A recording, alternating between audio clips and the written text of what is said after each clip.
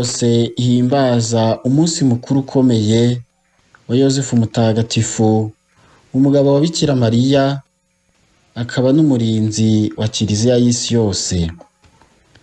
Dore amasomo matagatifu tugiye kuzirikanaho. Isomo rya mbere turarisanga mu gitabo cya kabiri cya Samweli, umutwe wa 7, umurongo wa 4 kugeza ku murongo wa 5a n'umurongo wa 12 kugeza ku murongo wa 14a n'umurongo wa 16. Isomo ryo mu gitabo cya kabiri cya Samweli. Ijambo ry'Uhoraho rigera kuri Natani muri aya magambo: Genda ubwire umugaragu wanjye Dawudi uti dore uko Uhoraho avuze, igihe iminsi yawe izaba yarangiye maze ukazaba uri kumwe n'abasokuruza bawe, nzakomeza inkomoko yawe inyuma yawe, nzimika uzagukomokaho wowe ubwawe kandi nkomeze ubwami bwe. Uwo ni we uzubakira inzu izina ryanjye, kandi nzakomeza ingoma ye iteka ryose. Nzamubera umubyeyi nawe ambera umwana. Inzu yawe n'ubwami bwawe bizahora imbere yanjye iteka, n'ingoma yawe izakomera iteka ryose. Iryo ni ijambo ry'Imana. Dushimiye Imana. Zaburi ni ya 89 mu dukubo 88, umurongo wa 2 kugeza ku wa 5 n'umurongo wa 27 n'umurongo wa 29. Mana, wowe udahemuka ku isezerano ryawe, izina ryawe nirisingizwe. Mana, wowe udahemuka ku isezerano ryawe, izina ryawe nirisingizwe. Nzaririmba iteka ryose impuhwe z'Uhoraho, kuva mu gisekuruza kujya mu kindi. Umunwa wanjye nzawamamarisha ubudahemuka bwawe, kuko wavuze uti impuhwe zashyizweho ubuziraherezo, ubudahemuka bwanjye bushinze umuzi mu ijuru. Mana, wowe udahemuka ku isezerano ryawe, izina ryawe nirisingizwe. Nagiranye isezerano n'intore yanjye, nuko ndahira Dawudi umugaragu wanjye, inkomoko yawe nyishyizeho ubuziraherezo, kandi intebe yawe y'ubwami nzayikomeza kuva mu gisekuruza kujya mu kindi. Mana, wowe udahemuka ku isezerano ryawe, izina ryawe nirisingizwe. We azanyiyambaza agira turi Data, uri Imana yanjye, uri urutare nkesha agakiza. Nzamukomereza impuhwe zanjye ubuziraherezo, kandi iryo sezerano ntirizasubirwaho. Mana, wowe udahemuka ku isezerano ryawe, izina ryawe nirisingizwe.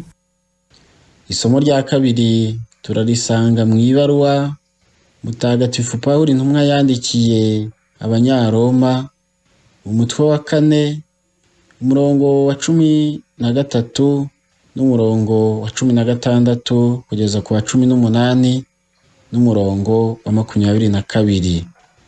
Isomo ryo mu ibaruwa Mutagatifu Pawulo intumwa yandikiye Abanyaroma. Bavandimwe, ntabwo ari amategeko yatumye Aburahamu cyangwa urubyaro rwe basezeranwa guhabwa isi yose h'umurage, ahubwo ni ubutungane butangwa n'ukwemera.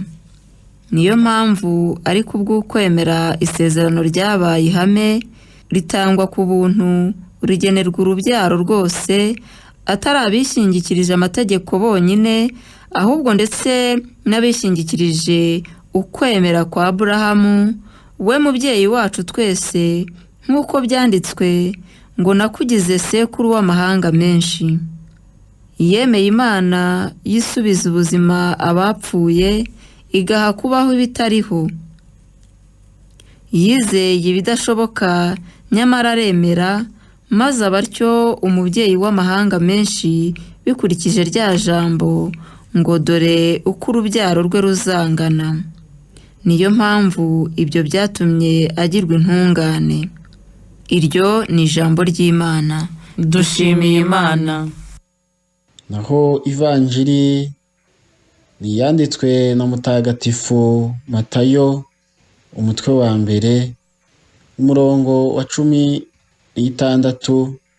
n'umurongo wa 18 kugeza kwa 21 n'umurongo wa 24a. Nyagasani Yezu nabane namwe, nawe kandi muhorane. Amagambo yo mu Ivanjiri ntagatifu uko yanditswe na Matayo. Habwa ikuzo Nyagasani. Muri icyo gihe Yakobo abyara Yozefu umugabo wa Mariya, ari we wabyaye Yezu witwa Kristo. Dore uko Yezu Kristo yavutse. Nyina Mariya yari yarasabwe na Yozefu, mu gihe batarabana aza gusama inda ku bubasha bwa Roho Mutagatifu. Yozefu umugabo we wari intungane kandi utashakaga kumuteza urubwa, yigira inama yo kumusezerera rwihishwa. Igihe yari akibizirikana, umumarayika wa Nyagasani amubonekera mu nzozi aramubwira ati, Yozefu mwana wa Dawudi, witinya kuzana umugeni wawe Mariya, kuko yasamye ku bubasha bwa Roho Mutagatifu.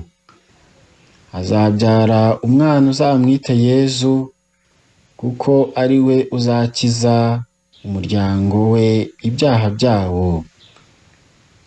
Yozefu akangutse abigenza uko umumarayika wa Nyagasani yamutegetse.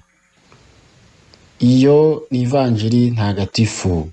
Uragasingizwa Kristo. Bavandimwe, Kiliziya umubyeyi wacu yeguriye ukwezi kose kwa gatatu Yozefu mutagatifu, umugabo w'indahemuka wa Bikira Mariya n'umurinzi wa Yezu, akaba n'umurinzi wa Kiliziya y'isi yose. Birakwiye rwose kwigana imigenzo mbonezabupfura yaranze Yozefu mutagatifu.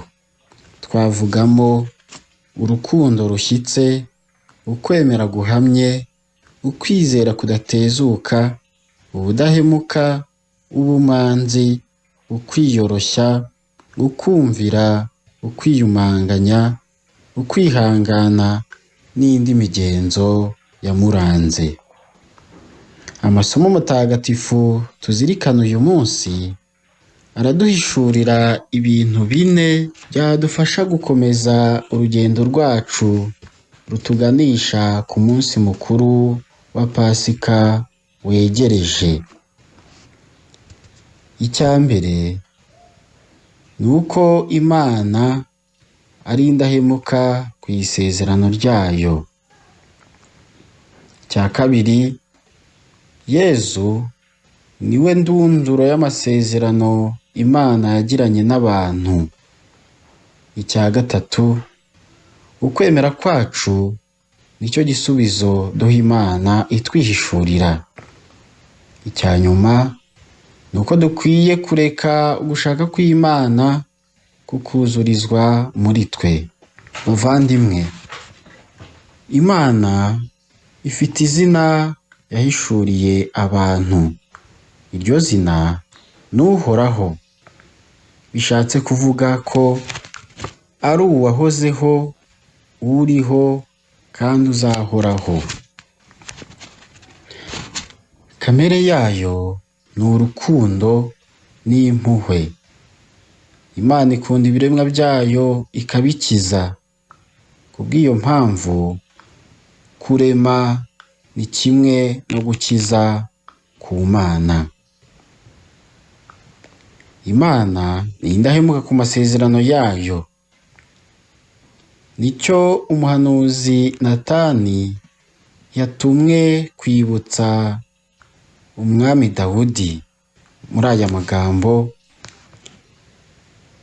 ati, igihe iminsi yawe izaba yararangiye, maze ukazaba uri kumwe n'abasokuruza bawe, nzakomeza inkomoko yawe inyuma yawe, nzimika uzagukomokaho wowe ubwawe, kandi nkomeze ubwami bwawe.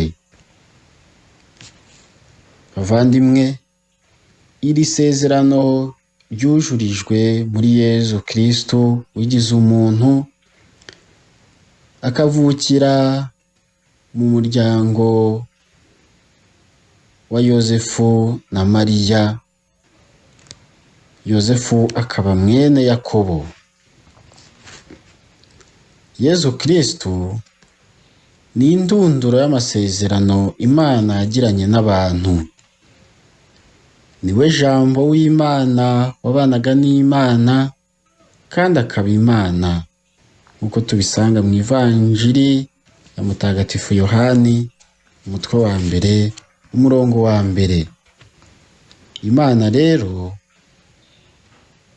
yatubwirishije umwana wayo, ari we yageneye kwegurirwa byose, akaba ari nawe yabiremesheje byose iyo biva bikagera.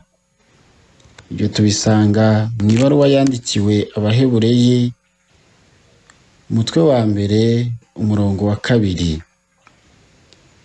Nuko rero ibyo Imana yagombaga kubwira muntu byose yarabivuze muri Yezu Kristo. Nyuma y'uko Yezu Kristo yigize umuntu, nta rindi hishurirwa dukeneye, nta yandi mabonekerwa dukeneye atubwira icyo Imana ari cyo. Bityo rero ukwemera kwacu nicyo gisubizo duha Imana yatwihishuriye muri Yezu Kristo, wemeye kwigira umuntu akabana natwe, akababara, akabambwa ku musaraba, agapfa, agahambwa, kandi akazuka ari twe abantu no kugira ngo dukire. Uwemera rero agira ubugingo bw'iteka muri Yezu Kristo. Niyo mpamvu ari kubw'ukwemera isezerano ryabaye ihame ritangwa ku buntu, rigenerwa urubyaro rwose, atari abishingikirije amategeko bonyine, ahubwo ndetse n'abishingikirije ukwemera kwa Aburahamu. Ibyo twabyumvise mu isomo rya 2. Kwemera rero kwatumye twinjira mu gushaka kw'Imana, aho kwizirika ku gushaka kwacu. Yozefu mutagatifu twahimbaje none yabaye urugero rwo kwegukira ugushaka kw'Imana, igihe yemeye kuba umurinzi wa Yezu na Bikira Mariya. Ni urugero rwiza rw'umuntu waranzwe n'ukwemera guhamye, n'ukwizera kutadohoka, ndetse n'urukundo rushyitse. Niwe cyitegererezo cy'imigenzo mbonezabupfura. Twavugamo ubudahemuka, ubumanzi, ukwiyoroshya, ukumvira, ukwiyumanganya, ukwihangana, n'indi migenzo myinshi yamuranze. Tumwisunge muri uku kwezi kwamuhariwe, kandi muri iki gihe cy'igisibo turimo, natwe atubere umurinzi mu ntambara turwana n'abanzi bacu. Yozefu mutagatifu adusabire. Mwari kumwe na Padiri Yohani